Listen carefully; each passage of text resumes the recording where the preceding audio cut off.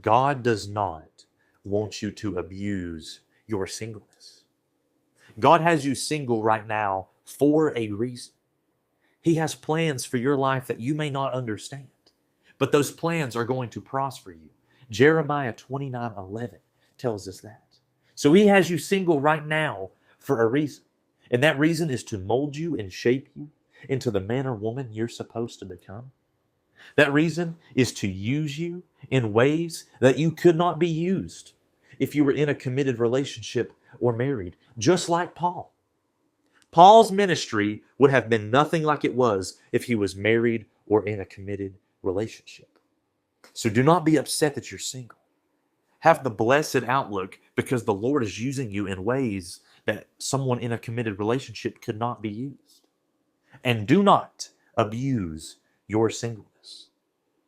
God may have you single. So do not be selfish and think he only has you single to help just you out.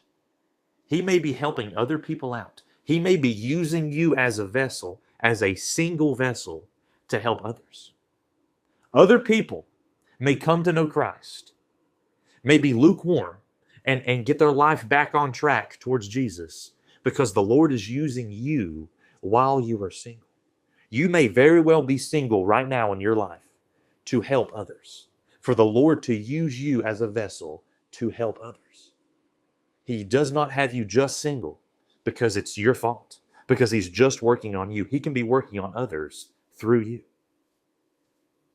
Another thing that can happen to cause you to abuse your singleness is you start to build this perfect spouse in your head. You start to have unrealistic standards on how your wife is going to look. She's got to say these specific things. She's got to look this certain way. She's got to have this specific attitude. Yes, it's good to have high standards. Do not get me wrong. But if we're single, we may fall into the trap of having these perfect expectations that no human will ever meet. Because we're all human. We all make mistakes. And we're all sinners by nature. We are not perfect. So be careful not to piece together this perfect wife or this perfect spouse or this perfect husband. And make sure that you just let the Lord bring that person to you in his due and precious time. You let him guide you. You let him guide you to that wife, to that husband. Do not set unrealistic, unmeetable expectations, but keep your high standards. Like I said, high standards are important, and you are going to face backlash. Family members are going to start asking, where are my grandkids? Why haven't you got married yet? Levi, where's your wife? They will say these things. People at church will belittle you because they think you're missing out on a blessing such as marriage. You will face peer pressure from people. And they may have the right intentions, but it comes across very hateful to you. And it may take a toll on you. So do not let that peer pressure of getting into a marriage make you lower your standards. Make them lean on your own understanding and hastily get into a relationship because other people are questioning you about your singleness. Keep your high standards so God can bring you that godly spouse because you're keeping your standards high. And God will never put you through anything that you can't handle. Isaiah 43 verse 2. When you pass through the waters, I will be with you.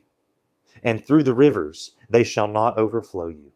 When you walk through the fire, you shall not be burned, nor shall the flame scorch you. Jesus is going to be with you the entire step of the way. Every step, he is with you, hand in hand, stride in stride. So do not abuse your singleness.